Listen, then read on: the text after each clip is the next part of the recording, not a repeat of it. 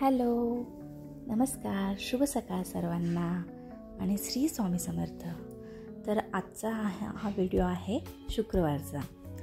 गुरुवारची आपली पूजा झाली, शुक्रवारची आत्ता उत्तर पूजा करण्याची वेळ आहे. त्याच्या आधी मी प्रथमतः देवांना दीप लावते आणि त्यानंतर अगरबत्ती लावून देवांची पूजा करून घेते. त्यानंतर आता उत्तर पूजा करायची, परंतु उत्तर पूजा करण्याच्या आधी मी जे अष्टलक्ष्मी दीप लावून घेते. आणि त्यानंतर कधीही उत्तर पूजा करण्याआधी धूप दीप अगरबत्ती लावून घ्यायची आणि त्यानंतर देवीला दही भाताचा, दूध भाताचा, नाहीतर मखाणे, खडीसाखर तरी नैवेद्य ठेवून आरती करून मग हळद कुंकू वाहून देवीची उत्तर पूजा आपण अशी साध्या प्रकारे करून घ्यायची. इथे मी पहिल्यांदा दीप वगैरे लावून धूप लावते. ज्या प्रकारे आपण पूजा करण्यात जेवढे महत्त्व देतो पूजा करण्याला, तेवढंच महत्त्व आपण उत्तर पूजेलाही दिलं पाहिजे. कारण की कुठलीही सुरुवात आणि सांगता ही चांगल्या प्रकारेच झाली पाहिजे. इथे मी जे अन्नपूर्ण मातेची पूजा केलेली तिथेही दीप लावून घेते. सकाळीच तिचेही हळद कुंकू वाहून तिचीही पूजा करून घेते अन्नपूर्ण मातेची. त्याच्यानंतर जी आपण पूजा मांडणी केलेली आहे तीही आपल्याला उत्तर पूजा झाल्यावर उचलायची असते आणि आपल्या मार्गशीर्ष पोथीमध्ये सांगितल्याप्रमाणेच उत्तर पूजा आपण करायची असते. तसंच इथे मी आता देवीला मखाण्याचं नैवेद्य दाखवून घेतलेलं आहे.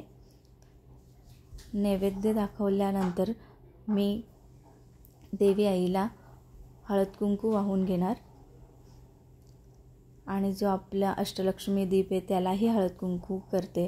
आणि हे झाल्यानंतरच देवीची मी आरती करून घेणार. मी उत्तर पूजा ही सकाळीच करून घेते, म्हणजे आंघोळ वगैरे झाल्यानंतर आपलं देवपूजा आणि त्याच्यानंतर सकाळीच उत्तर पूजा करून देवीची मांडणीही उचलून घेते. कारण की नंतर सर्व काम काही करायला सोयीस्कर जातं. इथे मी देवीची आरती करून घेतली अशी छान प्रकारे. त्यानंतर देवीला हळद कुंकू आणि जे आपण अष्टलक्ष्मीचं दीप आहे त्याला पुन्हा हळद कुंकू करायचा. पुन्हा जे धनलक्ष्मी कुंचनची मांडणी मी केली होती त्यालाही मी हळद कुंकू करून घेतलं. आणि त्याच्यानंतर मी आता जो आपण देवीचा घट मांडलेला म्हणजे कळश मांडलेला असतो, कळश स्वरूपी देवीला आपण असं उठून फक्त हलवून घ्यायचं आणि हलवल्यानंतर मग ती मांडणी आपण काढू शकतो.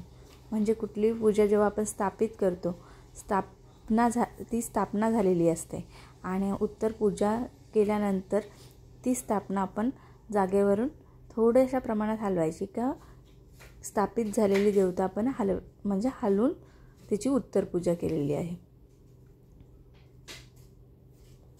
अशा प्रकारे आपली उत्तर पूजा झाल्यानंतर जो आपण कलश मांडलेला असतो त्या कळशातलं पाणी म्हणजे आपण झाडांना किंवा तुळशीलाही घालू शकतो.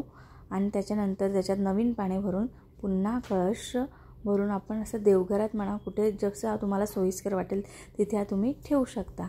आणि मी तर ते आपण जे तांदूळ आणि ते बोटीचं सामान, ते गुळ खोबऱ्याचं नैवेद्य, ते सगळं मी एका डब्यात ठेवून देते आणि पुन्हा दर गुरुवारी तेच वापरते. मी तरी पूर्वीपासून अशीच पूजा करते, म्हणून मी अशीच उत्तर पूजाही करते. जिथे आपण मांडणी केलेली तिथे झाडू न मारता एखाद्या स्वच्छ अशा कपड्याने तिथली रांगोळी पुसून घ्यायची आणि स्वच्छ अशा कपड्याने ओल्या कपड्याने ती फरशी पुसून घ्यायची. इथे मी सगळी पूजा मांडणी उचलून घेतलेली आहे. अष्टलक्ष्मी दीप आणि कुंचन शुक्रवार असल्यामुळे मी पुन्हा देवघरातच ठेवले आहे. आणि सर्वात महत्त्वाचं म्हणजे इथे मी लक्ष्मी पद्म सकाळीच काढत होते गुरुवारच्या दिवशी आणि छोट्याशा प्रमाणात ते शूट करून घेतलं. हे जे मी लक्ष्मी पद्म काढते ते 11 थेंबे रांगोळी आहे. सरळ अशा रेषेत 11 ठिपके काढून घ्यायचे आणि प्रत्येक 2 ठिपक्यांच्या मध्ये पुढे एक वर असे आपल्याला ठिपके काढून घ्यायचे पूर्ण, म्हणजे शेवटपर्यंत एक ठिपका येईल अशापर्यंत दोन्ही साईडने काढून घ्यायचे, जे मी आधीच्या व्हिडिओमध्ये दाखवले आहे. आणि मग असं छान म्हणजे कमळाची पाकळीसारखं आपलं एक एक फूल तयार होतं. आणि यालाच लक्ष्मीपद्म म्हटलं जातं. आणि लक्ष्मीपद्म हे जी आपली अष्टलक्ष्मीची दिवाळीची सेवा असते तिच्यात रोजच काढावं लागतं हे लक्ष्मीपद्म. आणि कारण की लक्ष्मीप्रिय अशी रांगोळी आहे. कारण की अशा छान असा लाल आणि पिवळा रंग घातल्यावर लक्ष्मीपद्म खूपच सुंदर अशी रांगोळी दिसते. आणि शक्य असेल तर मार्गशीर्ष महिन्यात रोजच काढली तरी छान. चला तर मग याच नोटवर आजचा व्हिडिओ इथेच संपवते. पुन्हा भेटू अशाच एका व्हिडिओमध्ये. बाय.